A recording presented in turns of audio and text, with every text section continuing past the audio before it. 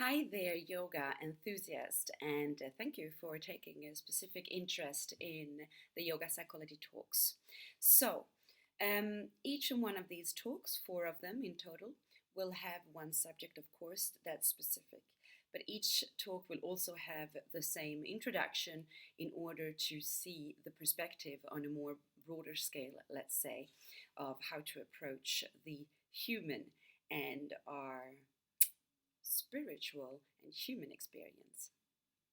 Right, so my name, just in case you don't know me yet, is Charlotte. So I'm Charlotte Skogsberg, and I have a background in studying clinical psychology and also psychoanalysis and psychopathology.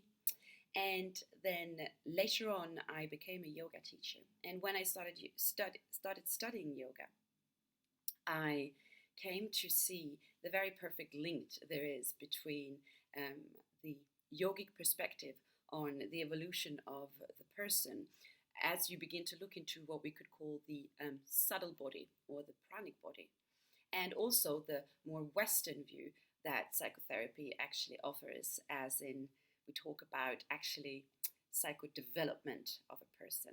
Okay, so it's interesting to work on both subjects from both perspectives, and that we can choose one subject that's more linked to one side and then use the tools of the other side, let's say, in order to approach it and to work on it for ourselves. So, as a way to start, when it comes to the subtle body or the pranic body, prana is the yogic term for what we would call energy.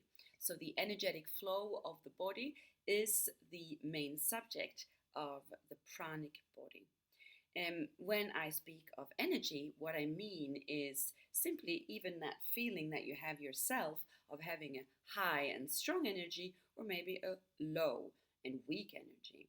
When we have a good routine in life and that we sleep well, we have a good sleeping rhythm, we eat well, we eat the right things that our body can actually burn and uses energy afterwards in the right way, and that we have some kind of activity physical that also helps us to stay alert in the body, we can feel it ourselves that we feel sharp and energetic, and we even say that the energy is high. And of course, on the contrary, when for whatever reason we do not have a good routine, we might not have slept well, we might even be traveling, we might find it hard to eat the right things, and maybe because we are tired, we will compensate by eating things that are difficult to actually digest well, like over fatty or very sugary things, in order to get a kick straight away, like an immediate kick in energy, but that will be difficult to digest for the body, and then a little bit later on we will experience that shoot of tension. And we can even say then that our energy is low. So when I talk about energy, you can just approach it as simple as that. You feel it in the body, you feel strong or you feel weak, you feel open or you feel blocked. Okay. So in a yogic perspective, the pranic body then has the energy that flows through the body, and more specifically through nadis or energy channels. So there's three main channels. The one that goes all the way up from the top and along the spine, which is called Sushumna. You don't have to remember the names if you don't wish to. And then the other two that goes basically from the third eye center and down towards the base of the spine, just like Sushumna does. And they're called nadis as well, of course, but Ida and Pingala.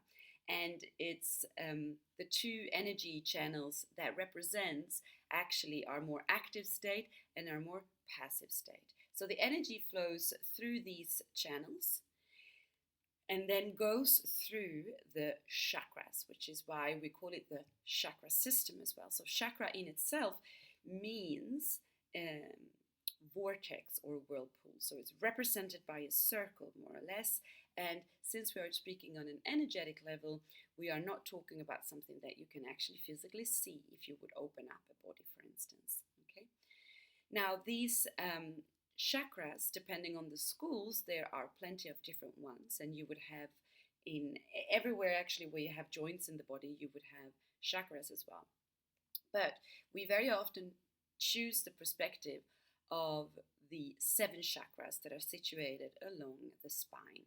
starting all the way down by the base of the spine, and then in 7 specific spots all the way up towards the crown of the head.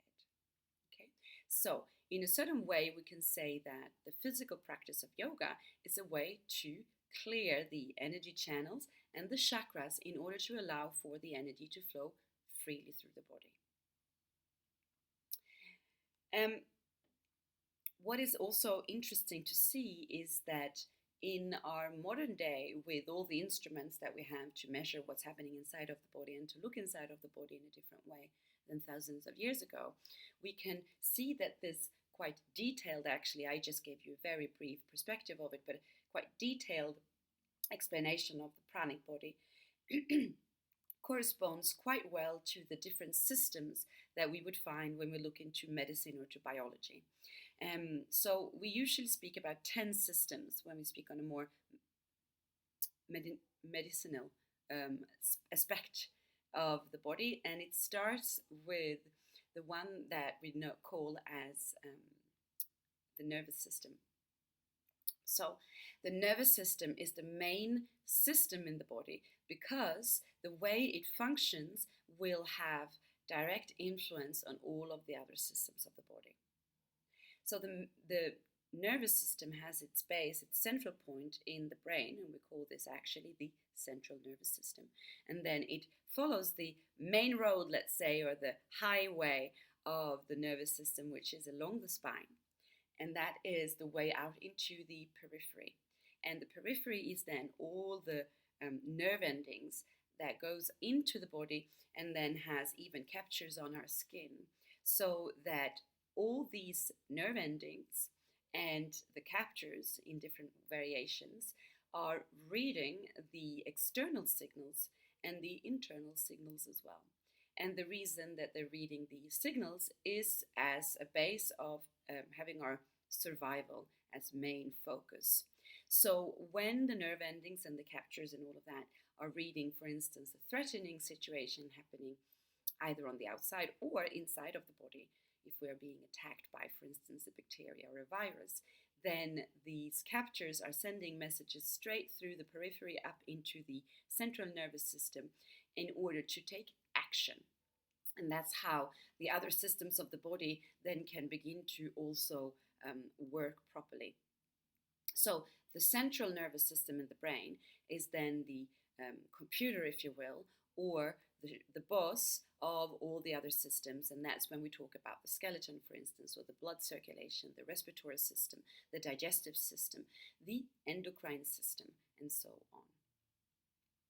So when it comes to how the nervous system looks, it looks quite similar to what this idea of the energy channels look like as well. And what we've also noticed is that when we practice a physical practice of yoga, for instance, and basically then allowing for the energy channels to clear up and be free, we also calm down our nervous system and we feel at ease because the nervous system is at rest and feels safe. Now, these chakras that are situated then in specific spots have different attributes associated to them, and they're situated as well in parts of the body where we find glands. So the glands belong to the endocrine system, and this is what we also can call the hormonal system. And the job of the glands is to send out, to produce hormones into the body. So the same way that the yogis would explain that the chakras allow for the energy to flow freely through them, to send it all out, to produce it, if you will, in a certain way, the glands are allowing, when well functioning, for the hormones to send out or to be produced properly as well into the body, and therefore create homeostasis or balance, to feel at ease, to feel health.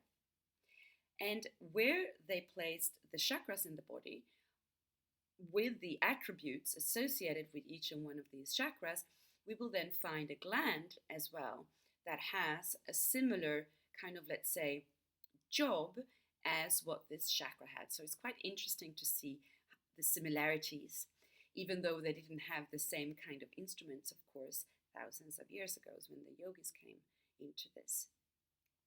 So for instance, if I would then go from one chakra to the next, I can also then associate different glands with them. The first chakra is called Muladhara, and it's situated then at the base of the spine, and it is our root chakra, our grounding chakra, if you will, and we associate this with safety and therefore with also our fear response. So it's the response that we will have when our security or safety is actually triggered in a situation. So we would also associate actually then on a more biological perspective this grounding root chakra with the adrenal glands, and the adrenal glands that will have as a job to send out our stress hormones, adrenaline and cortisol, in situations of stress. The second chakra, which is situated in the pelvic bowl, is called Svadhisthana. It's our sacral chakra, and it's associated with fluidity and movement and creativity. It's also associated with desire and pleasure, and interestingly enough, it is situated where we have our gonads or our reproductive organs that has, of course, as its main goal, reproduction and therefore creativity. When it comes to the third chakra, we come up a little bit higher in the body. We're in the very center. It's represented actually in a certain way by the sun. It's our own sense of I and the ego development in a certain way. And it's situated in a place of the body which is very, very central in the body. So it's in a way as well the solar part of ourselves. And we also call this actually the solar plexus. It is associated on a more biological perspective with the pancreas, but also the whole actually digestive system. And so the whole digestive system that ensures, of course, the combustion of the food that we ingest, and therefore the capacity of our body to burn this food and then transform it into energy that we can use to be strong. And anyway, the third chakra, Manipura is the name, has a very strong sense of fire for the yogis. And there's different kinds of physical practices, but also breathing exercises that are directly associated with the third chakra and the idea of strengthening and preparing oneself to be strong and to protect oneself. When it comes to the fourth chakra, we're situated in the heart center. It's called Anahata, which actually means unstruck and not heart, as people might think sometimes. It is the bridge in a certain way between the inner and the outer world, because the three first chakras are quite physical and linked to the body in a way that's quite obvious. The fourth chakra is the heart center, and therefore love, but there for also connection in itself, and the kind of like a social identity.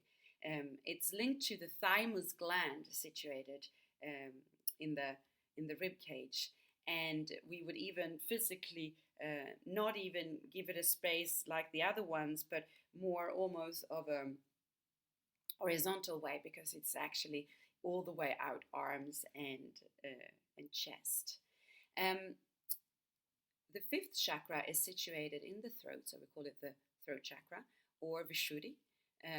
It is our capacity to speak clearly, to be heard, to speak our truth.